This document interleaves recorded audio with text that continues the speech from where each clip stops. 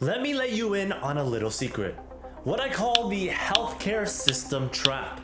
Right now, thousands of individuals with wrist and hand pain are being ping-ponged around the healthcare system for months, trying to find some actual help and treatment so they can get back to typing, working, and using their hands without pain. And they are convinced by the healthcare system that resting, medication, injections, bracing, ergonomic changes, or even surgery will be the solution to get long-term relief. Meanwhile, Austin, who already went through 4 years of this cycle, managed to fix his issues in only 8 weeks and is back to a full day of work plus 5 hours of gaming every night without pain. My name is Austin. I am an app developer. I reached out to 1HP because for a few years of just bad arm and hand pain, really bad. In fact, it was just a lot of times it was just hurting to work, hurting to game. I tried a lot of stretching, breaks, painkillers. Nothing really worked. And then I found 1HP. And yet I keep meeting patients who have seen at least 5 to 10 doctors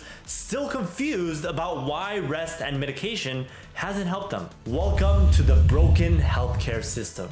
Resting, bracing, and medication is fool's gold. So what is a real way to fix wrist pain? It's actually so simple. It's about having enough HP, or tissue endurance, to handle the physical stress of repeated typing.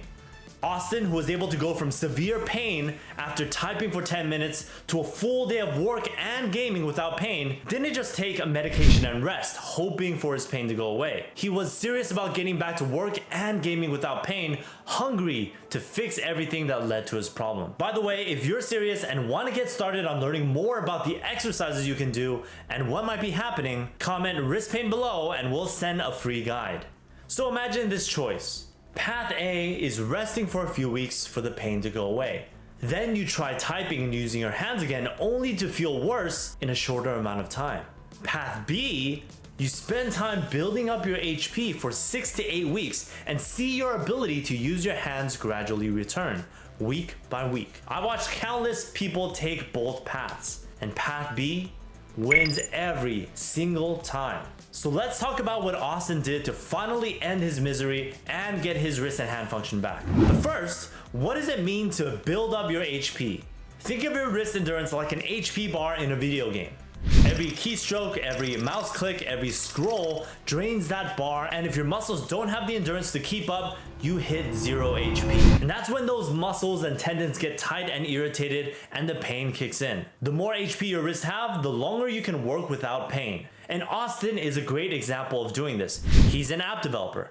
And when we started working together, the use of his hands were really limited for work. Within 1 minute of typing, he felt some pain along the backside of his forearm, rated at 5 out of 10. After 10 minutes, it would go to a 6 out of 10, and that would limit his ability to focus and type consistently at work. After 20 minutes of driving, he would also feel pain at 6 out of 10 here. That would last for the rest of the day, making it difficult to game or anything else with his hands. With typing, his knuckles would also get as bad as 7 out of 10. And even through this, he was limping through his 8-hour workday and decided to add 3 hours of gaming afterwards, which didn't help. And while he took breaks regularly, he also pushed through pain. Austin was dealing with this for 4 years and it was getting worse over time. And he saw chiropractors, physical therapists, doctors, got MRIs, x-rays, nerve conduction tests, and he wasn't able to get any helpful treatment. And that's why he actually sought out some help from us at 1HP. Instead of continuing down that healthcare system trap, he flipped the script. Instead of resting and taking medications, which can cause your tissues to become weaker, he started to perform exercises daily to address the areas of weakness at his forearms. And when we started together, the endurance of his muscles were at 20 and 40% of what's considered normal. Austin also improved his ergonomic setup, making sure his forearms were supported. And this actually allowed him to immediately use his hands for longer without irritation. This is because ergonomic changes help to reduce the amount of HP loss during use. He also started to take a bit more breaks to incorporate stretching, which he never used to do. And this is another way you can ensure the HP bar doesn't drain too quickly. You give it some time to restore HP with some breaks. He finally started to address the underlying problem. He used the 1HP formula: building endurance plus schedule management plus belief changes equals healthy hands.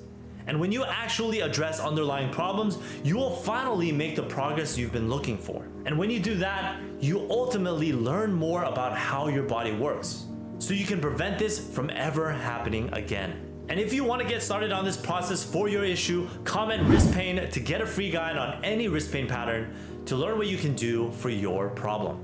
Austin worked with me to come up with a plan and to follow that formula. The main focus was to build up the endurance and strength of his wrists and hands. And for Austin, it was his wrist and finger flexors and extensors. These are the muscles responsible for helping you type and lift your fingers off the keyboard. We started with sets of 15 to 18, and as he continued to stick with the program, he was able to progress into 25 to 30 reps per set. And because Austin's pain was moderately severe with pain after typing for 1 minute, we started with the exercises only one time a day, at night before bed. And this is how we helped him build up his endurance, but it was also important to manage his schedule. We set a max limit for how much he would gain for the first week, then gradually increase that based on how he was feeling. And the reason why Austin continued to have pain over the 4 years was that he didn't realize how pushing through the pain and continuing to load his wrists and hands was causing his HP bar to reduce in size more quickly. His HP bar got smaller with each year he followed the healthcare system's recommendations. And that's why we worked closely to manage his schedule. But 4 years of doctor's visits and dealing with the pain can lead to certain beliefs. One of the most important things I helped him with was learning more about these signs of pain and how his lifestyle was contributing to his limited progress. The healthcare system trains us to believe that pain measures what is going on with the tissues, and that when pain is gone, the tissues healed. Pain and our bodies are way more complicated than that. Pain is never a reflection of the state of our tissues, but is rather always about protection. Pain is an experience that's influenced by our beliefs, thoughts, understanding of the problem, and of course the physiology itself. And science and research has shown us this over and over in the past decade. And the more we understand this, the more we can make better decisions about what to do, even though we have pain. And if you're interested in the science, you can learn more with an article I've written below. Throughout his journey, Austin felt pain during his exercises and while he was working. But with his improved understanding of pain, he knew it was not something that was harmful and was rather something he could work around. I taught him what pain was normal and what situations actually required a change in behavior or how to perform the exercises. And I really want to shout out Austin for being so willing to commit to the lifestyle changes, doing his exercises, and learning more about his body. And that's really often the hardest part. 4 weeks later, Austin was now able to type for 4 to 6 hours with only 1 out of 10 pain in the majority of his pain regions, 2 out of 10 pain at the end of the day. His knuckles were still bothersome, but he could go up to 4 hours of typing before it got to 3 to 4 out of 10. Driving also improved with only 2 out of 10 pain after 20 minutes, going away a lot more quickly than lasting the rest of the day. He was also able to handle gaming for 4 hours with 2 out of 10 pain. During this time, we worked together to make small changes in his program, increasing some reps while also ensuring he was performing them correctly to load the muscles and tendons that we're trying to improve. And as a membership client, we met on a weekly basis. We spoke frequently through DM and through calls to ensure that we could address any concerns that he had. And through this, we were able to progress and modify anything based on how he felt or what he was experiencing. On top of this, I was also able to give him really specific schedule recommendations so he could gradually increase his playtime. Here's an example using WoW, the game that he played, for a 1 week span. Now, his progress after 4 weeks was pretty good, but here's what he had to say after 8 weeks. I'm able now, typically 90% of the time, I'm playing games without pain. And I say 90 because sometimes it'll come back and be a little irritated, but if I do some of the stretches and do a workout that was given to me, it typically goes away pretty quickly. So I can play games for hours now, and it feels pretty good to be back there. No pain all day at work for all regions, no pain with driving, able to play 5 hours a day, wow, with breaks and stretching integrated.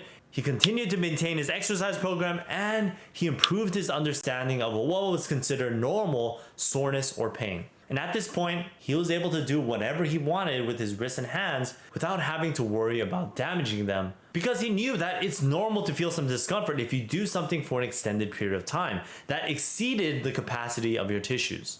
And this actually happened in the last few weeks when we were working together, when he tried playing a game that utilized his controller more, which led to more thumb soreness. And so what's important here is that this is normal, right? And not thinking that your pain has returned. This was a really crucial part for me to help him understand.